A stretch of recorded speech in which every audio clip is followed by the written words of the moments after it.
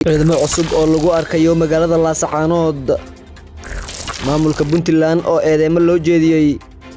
sidoo kale Somaliland oo warqado u dirtay dawladda daris la ah Soomaaliya intaan gudagelin warbixinteena saaxiibna la noqo saaki oo Jimcaha magaalada Laascaanood ee xarunta gobolka Sool waxa lagu arkayaa ciidamo gaar ah oo la sheegay in deegaankaasi la keenay ciidamadan ayaa la sheegay inay yihiin ciidamo deegaanka ku cusub ay yihiin ciidan si gaar ah u tababaran ciidamadan ayaa la sheegay in tababar weyn ay haystaan laguna shakisan yahay in laga keenay deegaanada maamulka Puntland si gaar ah ciidankan ayaa lagu shakisan yahay inay tababar siiyeen ciidanka Imaaraadka ee jooga deegaanada maamulka Puntland iyo sidoo kale in tababar ay siiyeen saraakiisha Mareykanka ee tababarta ciidanka sida gaarka u tababaran ee BSF ciidamadan lagu arkay Laascaanood ayaa wata dariis gaar ah iyadoo la sheegay in dariiskan aan lagu arki jirin ciidamo wata magaalada Laascaanood ee xarunta gobolka Sool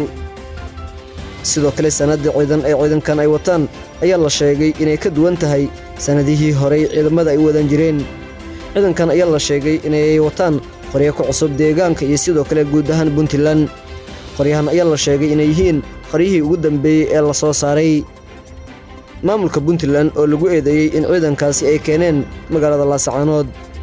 warar ay soo saareen mas'uuliyiin ka tirsan maamulka Somaliland ayaa lagu sheegay in ciidamadii gaarka lagu arkay Laascaanood inay soo direen maamulka Puntland waxay sheegeen in maamulka Puntland ay horinayaan dagaalo iyo sidoo kale in Laascaanood aysan rabin marnaba inay nabad noqoto waxay ugu baaqeen in ciidamadaasi la bixiyo deegaanada maamulka Somaliland gaar ahaan magaalada Laascaanood oo Somaliland ay sheegatana in nabad ay noqoto warqada Somaliland ay u dirtay dawladda daris ah